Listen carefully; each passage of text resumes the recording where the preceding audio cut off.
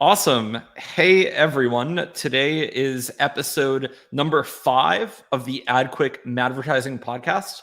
My co-host Chris is not here today. He is not feeling super well, but that's okay. Today we happen to have 2 guests, not just one. So we're going to sort of flip the seating of the tables here, where we usually have Chris and myself and various guests from the marketing and advertising industry.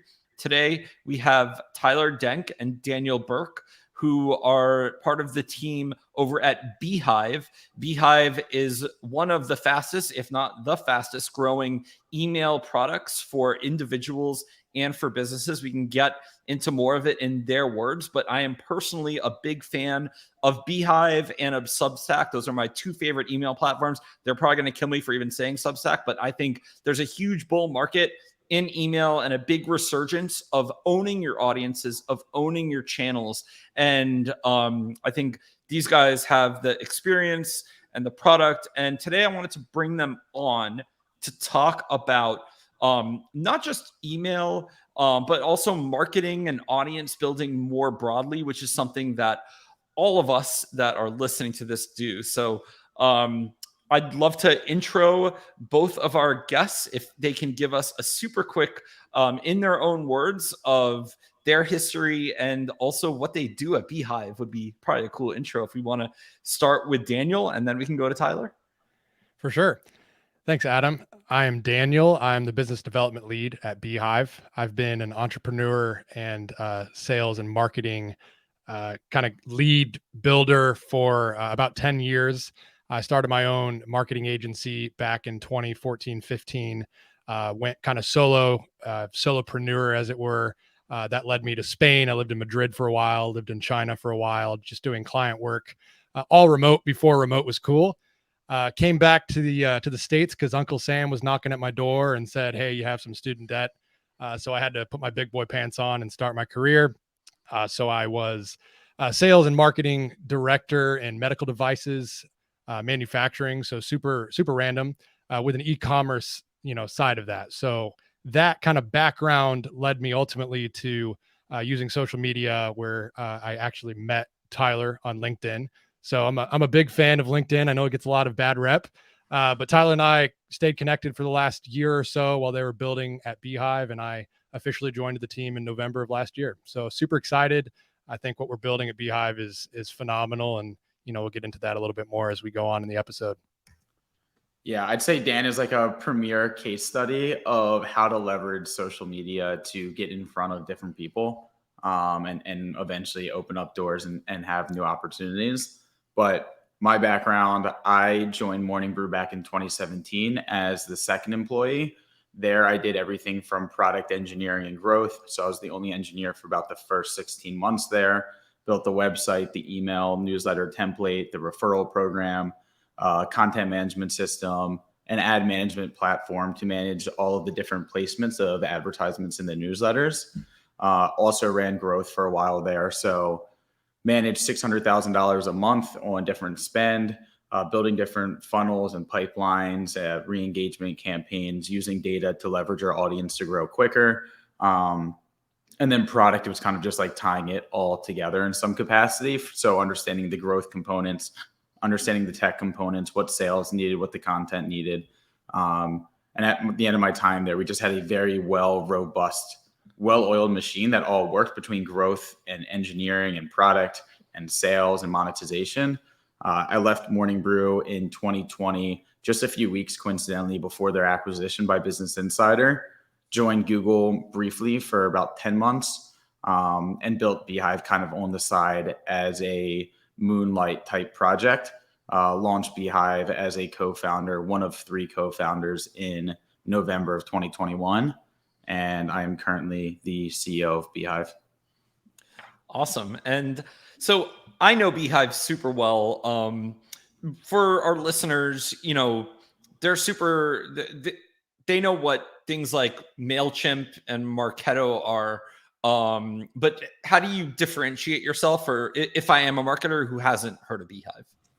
Yeah. And so I know the space fairly well from like early days of Morning Brew. There wasn't like an all-in-one type platform. So we were like every other publisher, where I'd say traditionally There is the email sender, the ESP, which is a MailChimp, a SendGrid, a campaign monitor, sale through, giving free advertisement to all these companies. But those are like your traditional, that is where you go to send emails.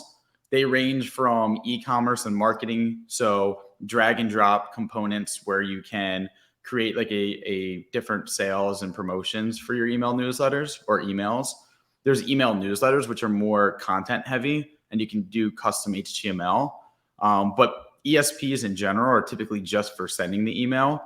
If you want to host your content online, it's an entirely different platform in most cases. So that would be a WordPress or a Webflow. And then if you want data and growth and everything else, those are kind of like third-party tools and plugins that fit somewhere into the ecosystem. And so what you ultimately had, and like us at Morning Brew, we had a custom-built Ruby on Rails website for the content hosted online. We would then copy and paste that content into like a MailChimp and eventually other platforms. But it was two separate systems, one for hosting, one for email sending. And so that's what most companies typically use historically, would be some sort of platform, and you can integrate it with like APIs and everything else. But that's kind of a way of like thinking of the ecosystem. A lot of these traditional, more incumbent players are just straight up sending emails from the content you put in to your distribution list.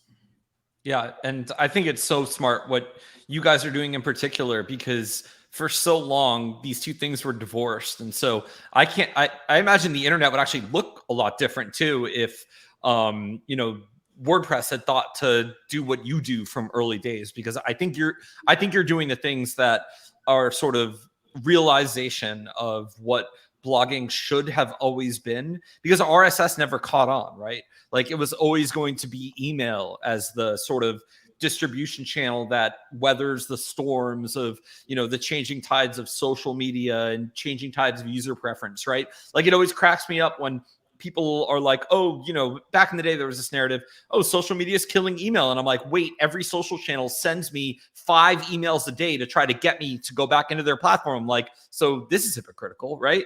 So that's always been super interesting to me. Because I've been a blogger since the early days, and I for a hot minute, FeedBurner let you also send emails, and I saw more people were subscribing to FeedBurner email than RSS. And so it's surprising to me that it took so long for you guys to come around and innovate this sort of thing and sort of let people realize, well, if you're gonna put the time together to, especially from an independent creator perspective, it doesn't have to be a blog or an email list. It's like this beautiful fusion of the two, so your ideas can live forever, and so you can build upon this narrative and not just I think it's different than if you're just using a MailChimp to send out offers, right? Yeah, I mean, and when I was at Morning Brew, there was always people reaching out with questions of how do we build our ecosystem? How does everything work? I would say of all of the different companies and content organizations that I either consulted with or offered advice, it was always a process problem where they're like, we have someone at 10 o'clock at night copy and pasting between the WordPress site, deleting all of these different components that don't work in email, trying to fit them into the email. And then the email shows up in Outlook and Yahoo totally messed up or whatever it was.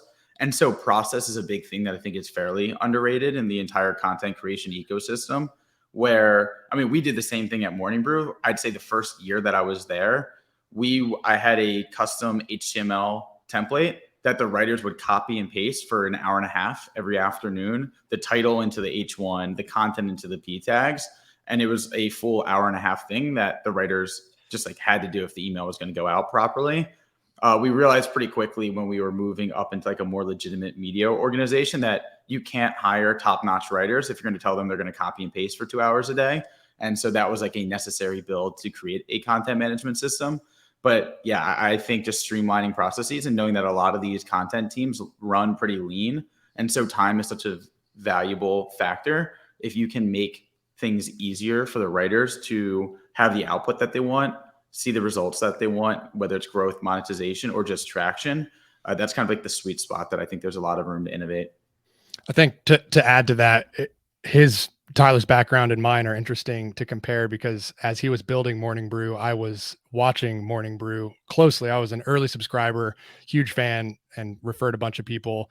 And, I talked about it fairly vocally across socials. So a fintech startup actually hired me in 2020 to build in their ecosystem a morning brew type of newsletter. So it was my full-time job.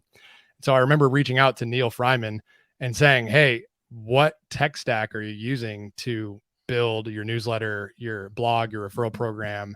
I was effectively researching and building a case study for what Morning Brew had been doing for the last few years and why it was successful. And he's like, oh, that's all totally custom built and proprietary.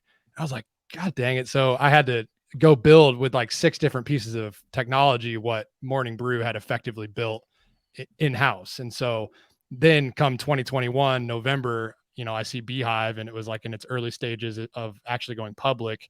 I reached out to Tyler on LinkedIn. I was like, dude, I just so you know, what you're building right now for users, for organizations, creators to actually tap into is something that a lot of people have been waiting for since 2017 when we started seeing, Morning Brew popularize this ecosystem. So it's pretty exciting. It's very exciting. I'd also say we're only here, and like that only happened probably due to my naivety of being 23 years old, of running like a tech team or product team at Morning Brew. And by running a team, I mean it was like just me.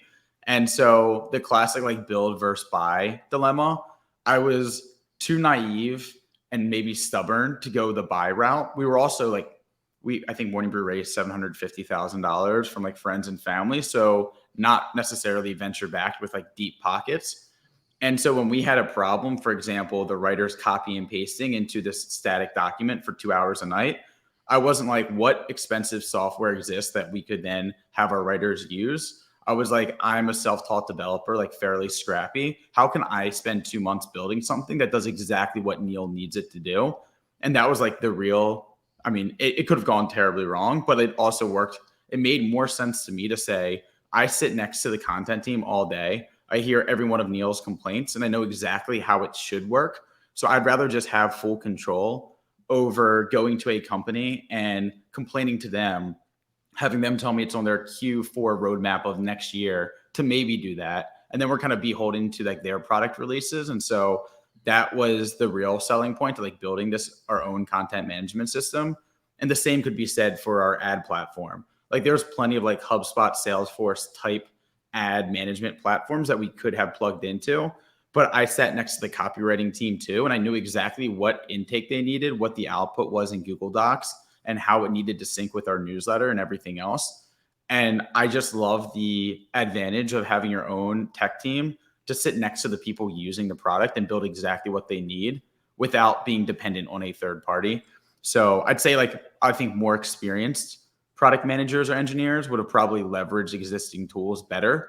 I was too young, dumb, and naive to even consider that. And so I just thought I could build everything. And that is what led to that ecosystem that was custom built and ultimately Beehiiv. Awesome. And so switching gears a little bit, I'd love to talk and get your perspective on, I don't love this word because it's so broad, but the creator economy. And I guess what I mean by that is individuals having newsletters. And so folk like Jack Rains, who we're all fans of, he's got his Young Money newsletter he has on Beehiiv, obviously successful, building his entrepreneurial business. Where do you see that that market at? Is that a bubble? Is it early days? Is it as many people as can stick it out and actually make a living? Because it's so interesting, because there are lots of successful people like Jack, and then there's a lot of probably people that don't break through and that are probably trying it because they saw a YouTuber telling them how to make money online through ads or through whatever, selling, whatever things that they're going to sell. But I'm curious your perspective on the platform side, how you see that market going, larger, smaller, doesn't matter if I'm an indie creator, because I know you have thoughts on this. So yeah, I'd say in general, while we support a ton of independent creators, Jack Rains being one of them, we also have large organizations like the Boston Globe, large newsletters like Milk Road, Future Party, Cult of Mac, like larger media publications that use our software. And I don't think they're going anywhere. And I think the market is actually massive for them, both like them being on the more traditional incumbent tech, where we offer an entirely new perspective and suite of tools. So while we are fueling and supporting like what you would call the creator economy and independent content creators, that's like not the big bet of the company by any means. But there's a considerable long tail of them. As far as how big that market is and what the angle is, I believe it depends on like what their objective is. And so there's definitely independent content creators that are trying to build a business, whether it's the next morning brew or their version of it, where they can eventually offer courses, they can do premium subscriptions, they can do ads and actually support themselves as a full-time job. I think that's one angle. I don't think most people start off with that ambition. I think most people just want an outlet to create content and to write because they enjoy writing or they have unique takes or they have a particular interest, whether it's crypto or AI or business or politics. And I think most people kind of start it as I have interesting thoughts, let me write about it. Now I have my friends and now their friends reading it. Now I have 5,000, 10,000 people. Now there's an actual asset here that I think I can monetize and let me try premium subscriptions or ads or affiliates. I think very few people start with I'm going to go out day one and build a massive media organization of one and branch out from there. So I do think it kind of starts with and you being the independent content creator, like what your actual goal is. And then I'd also say one of my favorite quotes is Ben Thompson's, "The internet is so much bigger than you think it is," in the sense that there are so many ridiculous newsletters on topics that I thought 0 people would care about that have 5, 10, 15, 20,000 rapidly engaged subscribers that are opening almost every newsletter. And the polls and the comments and everything are like off the charts. And so I think that's a case for if you're passionate about something and whether you're an aggregator or you have unique analysis or takes, if you want to write about something, odds are there are tens, if not hundreds of thousands of people that would also find that content interesting. And I know that we all kind of live in this one like Twitter bubble where we follow a lot of the same people. And whether it's crypto or JPEGs or AI, there's always like that hot topic. And you're like, how much content of this can I possibly get in my inbox? But I think that's such a small sliver of like what the internet actually is. And there's so much content and available audiences out there. The only JPEGs that I save are memes. So I don't really know what you guys are talking about with JPEGs. Yeah, same. I just had to mess with you, Tyler. I'm sorry. I know what you're talking about. I think to add to that, I mean, if you compare current media verticals with like the traditional library and the amount of authors that write the amount of content on exactly the same topic that fill rooms and buildings for hundreds of miles across the world over the last literally thousands of years. I mean, there can be 100 people writing about exactly the same thing that all have an audience. And that's what I think we're seeing right now in AI. Tyler mentioned kind of the hot topic is, we have some of the largest AI newsletters in the world on Beehiiv. And in one sense, you could look at it as like, oh, wow, they're all trying to compete for this space. But the creators themselves aren't necessarily looking at it that way. They're all just taking one piece of the same pie, and their audience are all, many of them, subscribing to all of their newsletters because they have their own kind of flavor and take. And so I think the creator economy is evolving. I think 10 years ago, everyone thought email was going to die by now, but it just keeps getting better and more sophisticated. And, monetizing attention, as of course, Adam, you're familiar with in advertising, is it's expensive. Attention, it's harder and harder to get as TikTok and, similar platforms continue to take over the space. And so I think having, even if it's 100 people, but 90% of them are engaged, that's worth to an advertiser some amount of money. So I think that's where it gets interesting.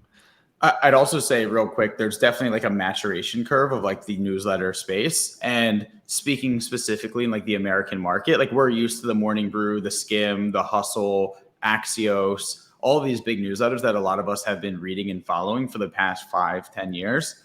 But some of our largest markets on the platform are actually Brazil and India, who don't have their version of the Morning Brew yet. And so there's just like different maturation and adoption levels in different countries that are far bigger than the United States as well. And again, I think just putting things into perspective of our small Twitter bubble that I think all of us probably put a little bit too much emphasis on and thinking that is like what everyone is thinking, whatever the topic of the day is. There are so many different slivers of people and markets and countries that haven't had that maturation of being inundated by a bunch of different newsletters yet. And that's why we launched an international where we support Portuguese and a bunch of other languages as well. Tyler, I loved what you said about a lot of folk who end up having a newsletter business didn't start with the intent of it being a business. They just started with the intent of sharing cool ideas. And I think there's really something to that because their initial spark was from sort of a different place than just, this raw capitalist perspective. And while obviously capitalism is good for sharing ideas, that can't be the nut of why you're there, because there's already too many other people doing that, right? You can't also be you can't also be the Wall Street Journal. You can't also be like CNN. And why would you want to anyway when you could be yourself? That's not this sort of edited down, sort of watered down version of something, as opposed to like the raw, passionate, human behind it.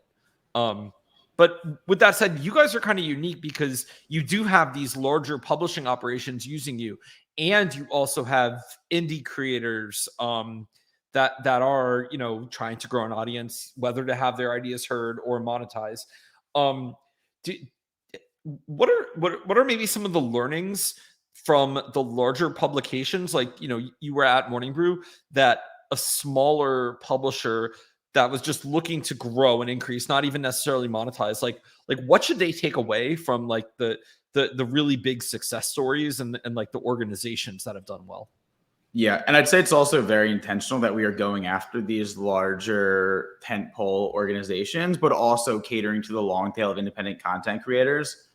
Going back to I think email is a very follow the leader space, and whoever's having success, whoever's newsletter looks great and is growing quickly, a lot, because it's such a low cost medium, like the ability to copy and imitate and take best practices from others is very attainable.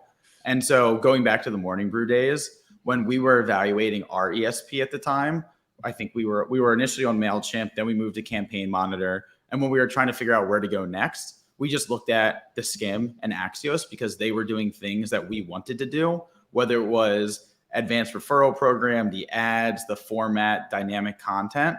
And we kind of followed the leader as, oh, they're so much bigger than us. They have more money. They're more experienced. They probably have already vetted it. They're using sail through. Let's just use sail through. And so there was kind of this herd mentality of follow what those who are a little bit bigger and more established are doing. And so that's the same approach we take to who we're catering to. We're catering to the Boston Globes, Milk Road, Execsum, Future Party, very large newsletters, knowing the long tail of an independent content creator writing about politics or sports probably wants a lot of the same features and capabilities that the Boston Globe has or Future Party. And so we see that all the time. Some of the top requests we get in the support channel is, I want my newsletter to look like Morning Brew. So being able to create stories, grouping them together, adding a little border around them, it's an aesthetic that they kind of innovated a bit. And there are so many people trying to copy it, which is why we're releasing a feature next week, depending on when this launches, that will allow you to do that. So style is a good one. The referral programs, probably the quintessential example of that, where when we built the referral program at Morning Brew, it led to over 1 million subscribers by the time that I was there. So for those 3.5 years, everyone saw that as an opportunity of, how can I supercharge the growth of my newsletter in a way that I already know people are engaging with my content. They reply all the time that they love it. They read it every day, that they shared it with their family. What if I added stickers or a community or more content or a t-shirt to accelerate the rate at which they are willing to share the newsletter with other people? And that was the real insight at Morning Brew, and something that, entire third-party companies were formed to copy what we did at Morning Brew. And so that's a pretty quintessential example of following something that's working for a larger, more successful newsletter and trying to put your own spin and variation on it to your own benefit. So style and growth are the big ones. And I don't know if you have anything to add, Daniel. I think just from the creator side, while he was building those things, it was so obvious to me, as it still is, that it is complex to replicate what Morning Brew did successfully.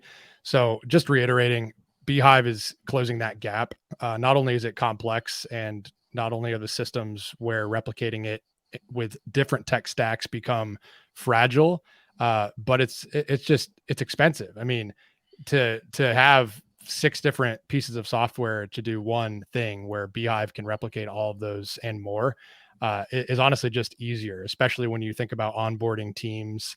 I see, writers and editors who hire new people, and onboarding them to 5 different pieces of technology can take weeks. It can be really expensive. You don't always know if they're the right fit until they fully comprehend all the different nuances of those processes.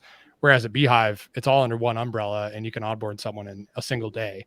And so even, with the kind of work from home remote world that we live in now, with contractors being normal and freelancers being part of the team, you can onboard someone in a trial in a single day. And if they don't work out, you can hire and replace them. And it's all under one tech stack. So it's just easier to figure out who should be on the team without wasting a bunch of money for these. Daniel, as someone who spun up both LinksDAO, and then you said at a previous job, you were trying to emulate Morning Brew in some capacity for a fintech company, and you have your own newsletter as well. I think the question that Adam asked may even be better suited for you of what do you look for in other newsletters that are larger, more successful, that you try to emulate in your own either solo projects or with those other companies and attempts to build a newsletter business?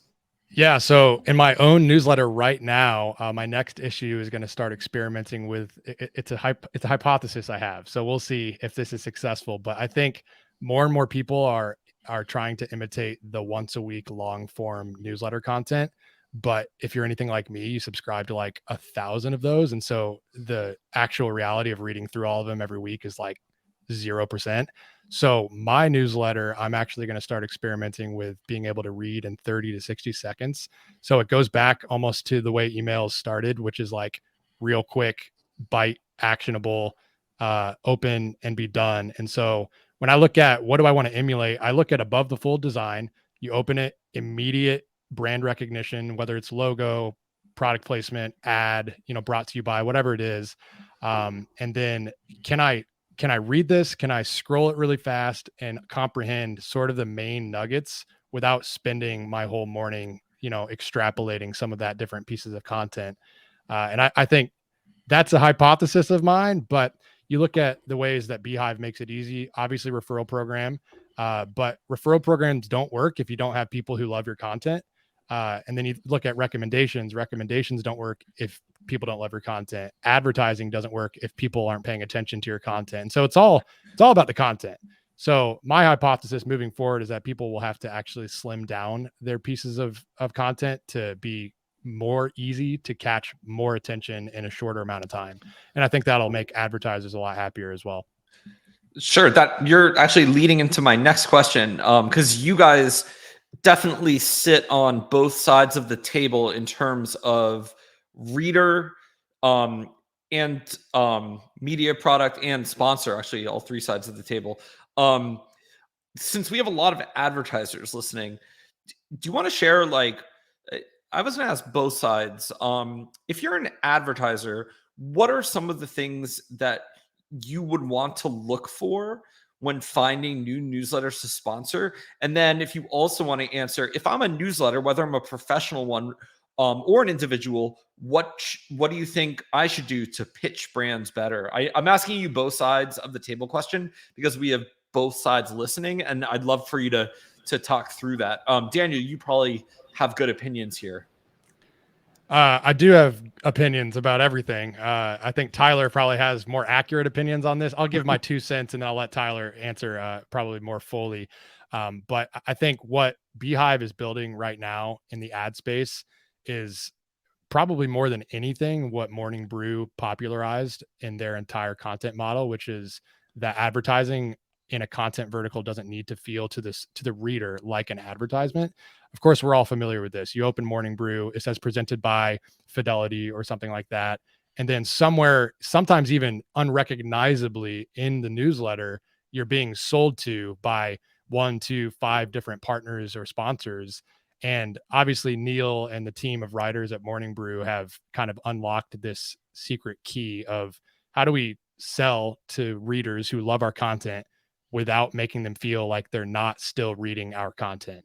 And so Beehiiv is currently building what I believe will be the most robust automated way to do this across newsletter platforms in the world. And we're already in kind of a beta session with a lot of our different users that I believe is already showing a lot of data that advertisers and users really love. So Tyler can speak a bit more to that specifically. Yeah, I think to piggyback on what Dan said, I think we've already paid out about $250,000 to newsletters in the past 3 months. And this is kind of like our beta trial period as we build out the tech. But I can paint the full picture of both sides fairly quickly. Starting with the newsletter side, don't quote me on this, but I believe probably one of the largest teams at Morning Brew is the sales team. And so just being able to attract top advertisers and convince them of your audience, your demographic, your engagement, and have them place ads into the newsletter is quite the operation. And then scaling that down to like an independent content creator who's writing about politics or sports and suddenly has 10, 15, 20,000 rabid fans reading their content.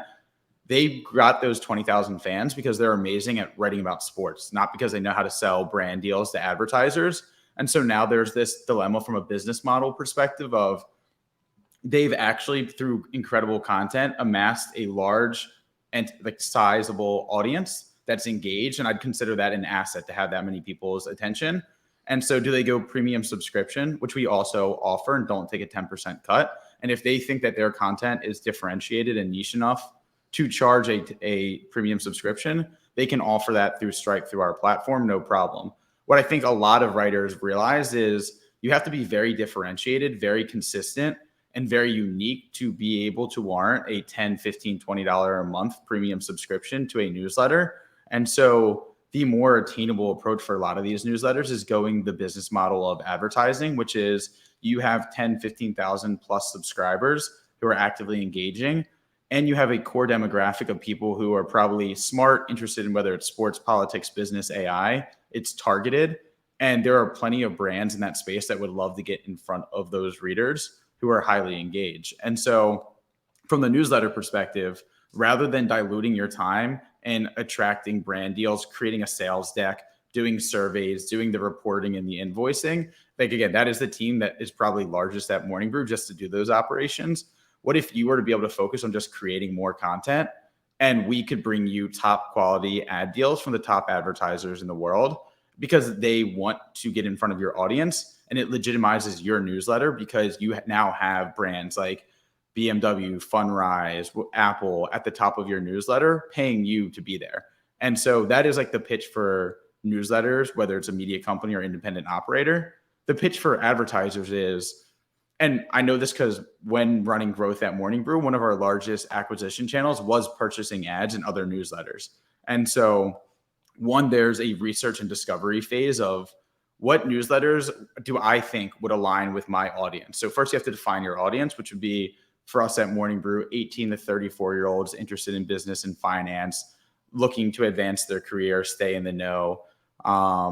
And so we have to do our own research to find who is writing to those types of people. What are the other newsletters that are out there? A lot of them are also competing, right? So do they want to even advertise with us? And let's say we do find a newsletter. They say we're booked until next month, but it's $20,000 upfront payment for one newsletter run. We then, front the money. They run a newsletter. Hypothetically, maybe there's an incredibly engaging story right above your ad. It does really poorly. And you just, front loaded $20,000 onto a single send. And now you're looking for the next newsletter. Or let's say the send actually goes really well. Now you need to find the next available slot another month and a half later to be slotted into that newsletter. And so that's a really long way of saying it's a grind to both find the newsletter, to get the advertising copy, get it placed, and have success. Where the alternative traditionally has been just go to Google or Facebook or Instagram where there's ad marketplaces and you put in your demographic. You say, I'm willing to spend $5,000, $10,000 a month, and it will find that audience and spend for you and optimize over time. And so what we are building at Beehiiv is the closest thing to a Facebook ad manager, but for newsletters, where you can say, I am Brooklinen. I'm looking for women in their 30s who are interested in home goods and comfort, whatever. And we go, okay, within our network of 5,000 plus active newsletters, we actually have 750 newsletters that fit that criteria. No one on Brooklinen's marketing team wants to go to 750 individual newsletters. And the truth is, a lot of those newsletters might be 3,000 subscribers big. It's not even worth their time to speak to those newsletters. but us as the marketplace can diversify their spend, whatever it is, across a diversified set of newsletters, many of which again are smaller and they would never go after individually. But those also might be the most engaged readers that they never knew was even there to purchase their product. And so that kind of is the sell of the ad network, where we are a marketplace where we have a ton of first party data where we can deliver ads and test different audiences that hypothetically Brooklyn doesn't even know would convert, but we will determine that through the data that we get back, and the performance of the campaigns continue to optimize over time. Meanwhile, on the flip side, newsletters are getting brands in front of their audience and getting paid without doing the sales, copywriting, reporting, or invoicing. So it really is like a win-win for both sides of the table. Yeah, that's super cool. And I think the value prop for a brand is definitely there. I've done I think I've only seen like one small, and I can't even remember the name of them, company that does programmatic for newsletters. And I found the reporting was pretty lacking. And I never even, if I can't remember them, and I do a lot of advertising for startups, that's not good. So, no, this has been really useful to hear about. I think all of our advertisers should certainly kick the tires on your ad market. Is it as simple if I'm an advertiser, I just sign up on Beehiiv? Because I played with the actual user flow as a newsletter writer, which is really straightforward. Is it as simple for an advertiser to come on the site? Yeah, we have a few different intake forms on our marketing site, so you don't even need to sign up yet. We will eventually have a advertiser-facing platform similar to like a Facebook ad marketplace where you can actually purchase your own buys and manage it that way. I'd say within a quarter or two, we should have like a live tracking campaign page as well, where you can say, I committed $25,000 for Q2. Here's how many impressions, clicks, unique, everything, conversions that have happened on the platform. And you can kind of track your campaign in real time. We're probably a quarter away from that. But in the meantime, we have a few intake forms. We have a full team dedicated to working with advertisers, and then a full team dedicated to working with our data and tech to find the top newsletters that would resonate and convert for these different advertisers. And again, it's not a one-time buy. It's a commit a certain amount of money and we will diversify that. We're going to test a bunch of different audiences.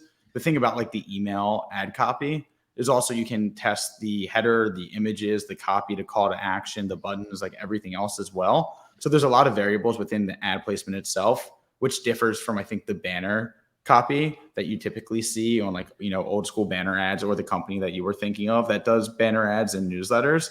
So we can optimize the copy and ad placement itself, in addition to the different types of audiences that we're trying to target. Yeah, I like that a lot better than just running banner ads, which we all have banner ad blindness anyway.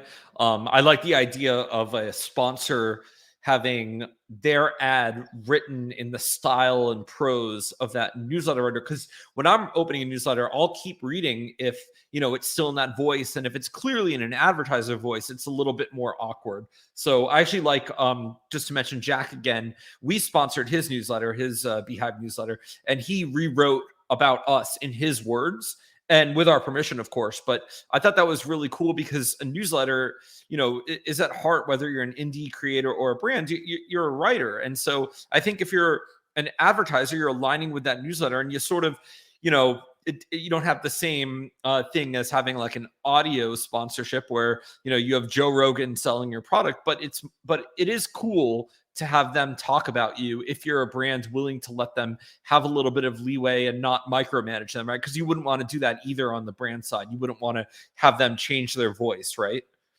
And that was one of the big selling points of advertising with Morning Brew. They built their own like creative studio, is what they called it. And so you weren't just giving them a few assets and like telling them this is the copy to run. You would give them a few marketing points, assets, directions to play with. And they had an entire copywriting team that was the funniest team in the entire company, dedicated to making ads more just as engaging, if not more engaging than the content itself. And so you had your own like basically in-house copywriting team, which is the premium that you paid to advertise on Morning Brew, because they made sure that the ads, through all the data and trials and tribulations of running previous ads, just making them super engaging and perform really well. And that's definitely what we're trying to emulate as well. Yeah, I mean, I think when you look at traditional like video media, a movie, for example, it's a difference between product placement, like, oh, he's driving a Mercedes, that's a sick car in the movie, and a commercial where you are taken away from that actual experience to see an advertisement. So we're trying to produce that product placement where it feels like, Adam, what you shared with Jack, like it feels like Jack is actually selling your product, not you selling your product. So totally different experience for the reader. Yeah, and I think the only way you get that alignment as well is if your newsletter actually does make sense for the brand. So you wouldn't have like if I had a newsletter about like environmentalism, I probably like it would look bad if I had like Shell sponsoring me versus like Tesla, right? If Tesla did sponsorship. So I think those things sort of work themselves out.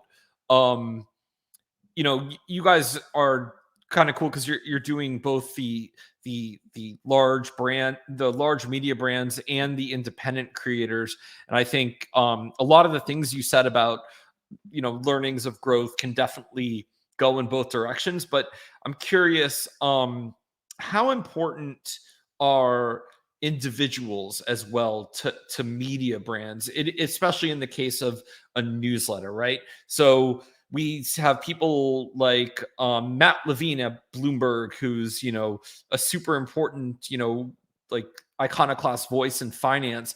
But then I have other newsletters I subscribe to, for example, from Media Post, where I can't really name the people behind them. So is that a best practice? Do you want to mix of both? Are those totally different styles of newsletters? I'm curious how you see that playing out. Like how, because in social, people really matter a lot, but in email, is that always true? Yeah, it's a great question. And I don't even know if I'm like the best person to answer it. Like I have my own opinions. I can see it going either way depending on the brand and the person. And so I think it's like a big, it depends. Early days of Morning Brew, you never knew who was writing the newsletter. It was all behind the brand of Morning Brew. And so we could have rotated writers in, which we did. We could have hired writers, fired writers, whatever it was. And the goal is to keep Morning Brew, the brand itself, and the content as consistent as possible. And that's something I think we probably copied early days from the Skim. Like, I don't think the Skim, I don't follow them now, but at the time they never broadcasted who the actual writers were. The Hustle did something different where they started introducing the writers and the editors at the bottom of every newsletter. And I think that's something that, one, it's just kind of understanding your employee base and talent as well. And so I think a lot of people just naturally want to be recognized for their work. And so there was a point at sometime probably 2019 where we ended up actually calling out who wrote each story in the newsletter, both initially at the bottom, then at the top, and now somewhere in between, I believe. But that like helps elevate the brands and build the brands of these writers, which ideally, if they're active on social media, they can drive eyeballs back to the newsletter as well, because as they build their brands, they're amassing their own personal following, and then they can kind of cross promote with what their actual work is at Morning Brew. The flip side of that, which you can see with a ton of different examples, Barstool's another great example where they really build brands, but then you're kind of in the talent management business. And so people end up growing a massive brand, and then you're managing talent and renegotiating contracts so they don't leave and start their own thing. And that's kind of what you've seen with a lot of these other newsletter organizations, where they're kind of attracting personalities or people that have already established some sort of online presence or media asset. So I'm kind of talking in circles. I don't know if there's like a correct answer. They're like two different problems or two different ways of approaching a media business. I think there's benefits to both. Axios took very established writers who either had a media property of 10, 20, 50,000 subscribers already and an active blog and an active social media presence, brought them onto the Axios platform, and they benefited immediately because they brought that individual person's audience to the Axios brand. And that's really powerful. But I think it also works the other way when that person actually experiences a ton of success and realizes that they could actually probably make more money and have more freedom by going independent and doing it without the parent brand. And that's kind of the push and pull of that problem. Yeah, it's interesting because, as we all know, monetizing online is really hard. And if you just wanted to focus on writing, it is probably appealing to go to an Axios or even, a Bloomberg or a Wall Street Journal or something. I think it definitely takes a certain type of writer, maybe more entrepreneurial, or also maybe pushed too far by whatever media conglomerate where they're like, all right, guys, I want to cover this, or I want to have this voice. And I guess you guys being a platform, you're sort of agnostic, because if I were really successful within a media company, I could come to you and be like, well, I'm just going to use Beehiiv's tools and monetize. So yeah, I appreciate you sharing thoughts, because to me, it's interesting just from a like, what news and information do we get from the world, and what are those voices influenced by? And I think it gets to be really interesting when they have more choice as like writers, and they can sort of decide to be independent or decide to work for others. And like, when I see a brand, I think more and more lately, I do question who is behind it. If that brand is sharing stories with a clear agenda versus just like purely informational news where it's just like aggregating links. And then I kind of don't care so much if they're just saying, here's what's happening in the sector, sort of like a tech meme does, but an email, which few people still do. But I think like as they're getting more in a point of view and things, I like the brand matters, but then the people matter even more, because now I like care about this person and, you know, what their experience are and why they have this perspective. Well, and to add to that, I would even go so far as to say that the people who also care about those pieces of content matter. And so really the community aspect of what you're reading and how you're engaging starts to even go a bit further, where, you know, if you're reading and you're wondering who's writing this, are they credible? Are they noteworthy? Should I listen? You know, is this their area of expertise? Some of those fears or concerns are answered in part by, well, what experts or people that I follow are also listening to this person as they write. And so I think, you know, I'm experimenting right now with a community of writers, and I just launched it last night on Twitter, and there's already over 100 people just overnight that joined this Telegram community. I have no idea what my plans are for it, but what I've realized in the last several months, speaking with newsletter creators, small and large alike, is that people want to bounce ideas off of other people, not brands, not people behind a curtain, but other people. And I think regardless of which direction you start to view a media vertical, the human behind the curtain always matters, I think, on both sides of the coin. To the advertiser, well, who is this person? Are they noteworthy? Is our money worth spending toward this content vertical? But also to the readers, you know, like exactly what you shared is should I listen to this person as they produce content toward me? I think there's a large secular shift in general towards individuals and personalities on many levels. Back to what we were just saying, but the fact that the barrier to entry to start a personal newsletter is $0, and you can spin up a website newsletter for free. Podcasting, pretty much the same. The explosion of different social media channels, Instagram, TikTok, even like OnlyFans, even Substack and us, right? Like the ability that you can monetize your audience directly as an individual, I don't even think was an option 10 years ago for most people. And so I think the proliferation of all of these different platforms that I can like Daniel Berk and I can follow him on Twitter to get his thoughts there. I can follow him on Instagram to see what he's up to in like his day-to-day life. He can be on TikTok, can be on OnlyFans. He can have a newsletter. He can have his own podcast.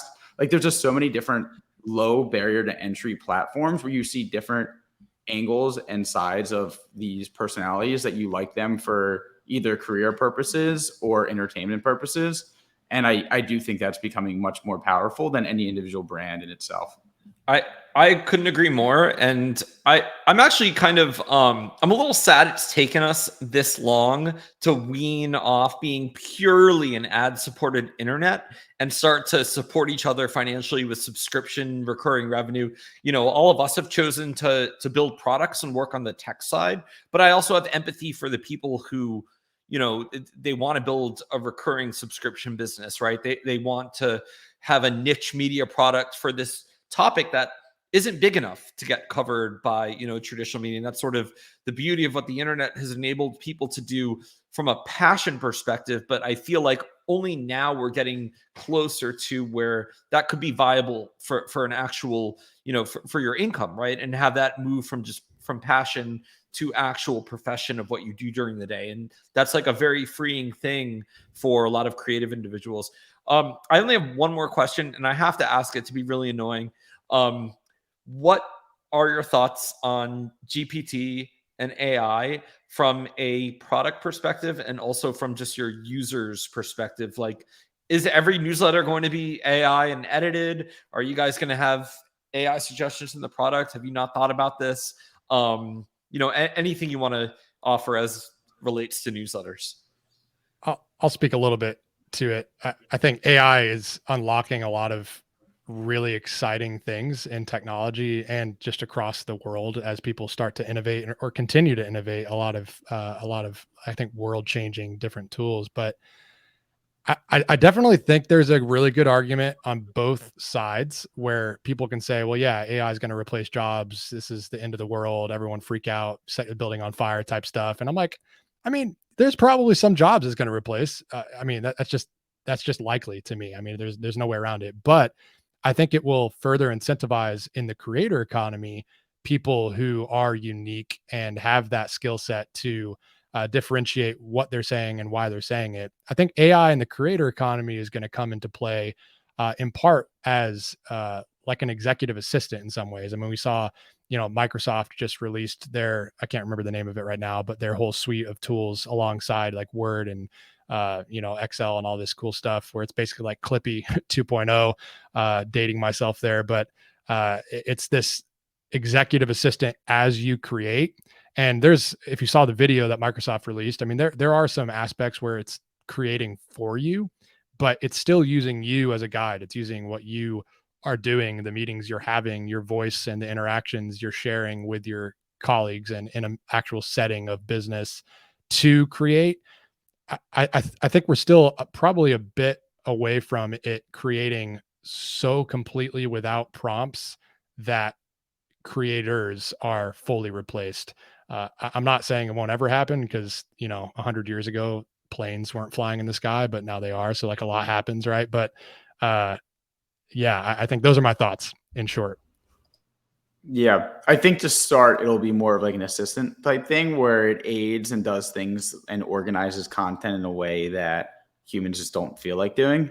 Like there's a lot of laborious work that's done by everyone on a day-to-day basis. And I think as these tools develop, finding ways to leverage AI to make your life more efficient, whether it's a workflow or process or data aggregation or whatever it is, I think those are like the immediate short-term effects of it. I don't think anyone has like a perfect sense of what like the long-term effects of this are. As far as like a product perspective as well, we have a bunch of active conversations about how to leverage it. What I don't want to do is take advantage of the hype and build some very useless but flashy like headline type feature that leverages some sort of like GPT model for the sake of saying, hey, we are AI powered. I am very much in the business and camp of thought where we're trying to provide values to content creators to better help them create content, grow their audience, monetize, for advertisers to be able to better reach their audience and convert an audience to purchase their products. And if the tech and products that we're rolling out don't aid either of those, it's not like of much interest to me, regardless of the hype that we could generate from just saying we have an AI powered feature. So I think we're being pretty deliberate and careful about how we want to deploy AI, and when the use cases rise, like we'll definitely take advantage of it, but it's definitely exploratory for now. Awesome.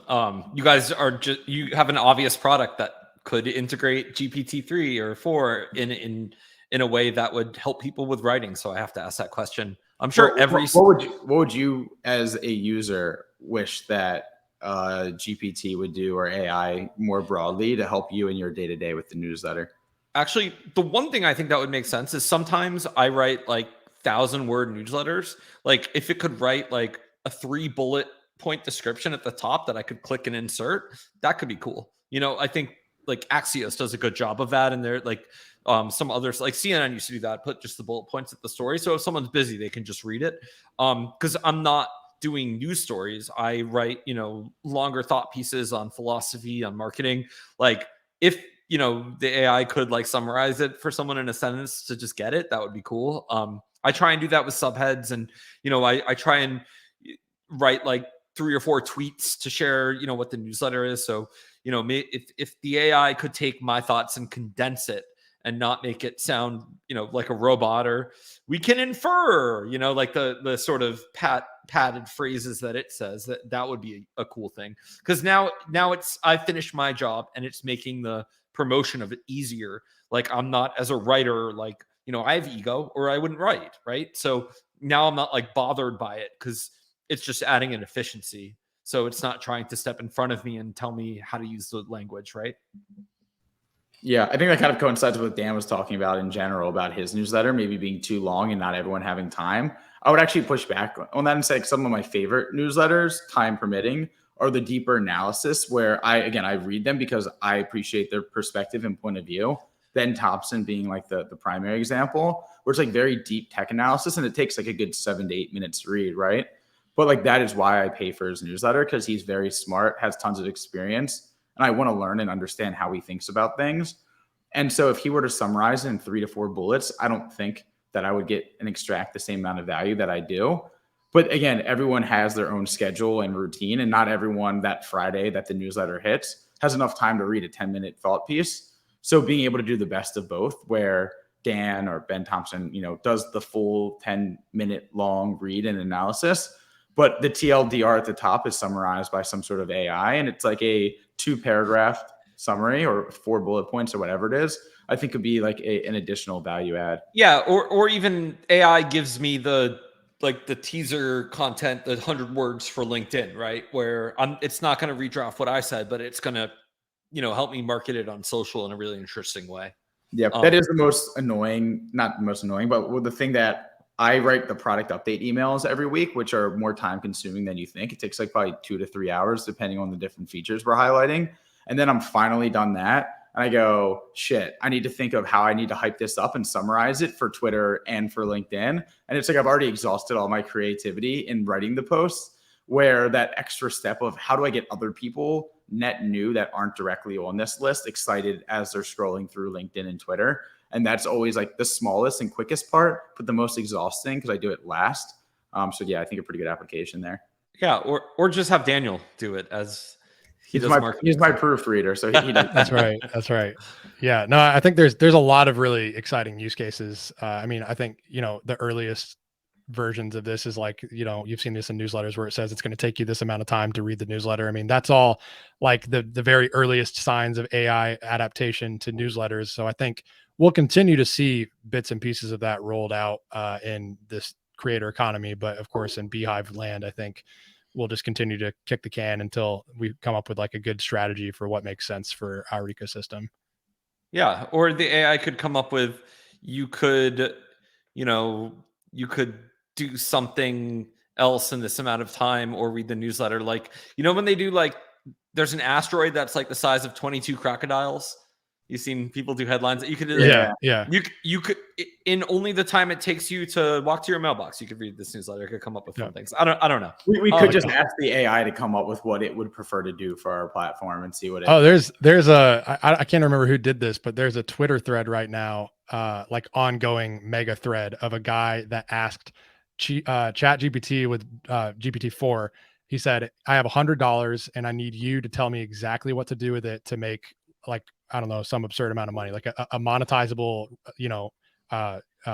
revenue driven business. And he's like following the instructions of GPT-4 and like actually making money. It's really funny. I don't know how he's doing it, but it came up with build a site that you monetize. And the reason it did that is because every make money online bro says to build a site that you monetize. So it's not wrong to do that, because there's so many other people that have done that, and it's meta to the internet. Like, it's not going to assume that you're like, it's not going to come up with, start an electric car company or something like that. Right. The electric car company is going to make more, by the way. So exactly. Yeah.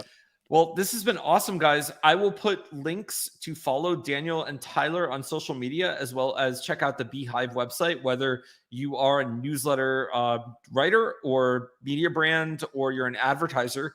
Sounds like there's options for advertisers now too, which I think is most interesting for everyone listening. So anything else you guys want to add on the way out? No, I think you covered it. We're only 14 months old, so we're hustling. We're a team of 17 now. We are launching features weekly. we are way too in the weeds of product feedback. And so if you are a publisher or an independent content creator who is looking for something that we don't yet have, if you were to DM me and let me know what you're looking for, odds are we can get it live pretty quickly.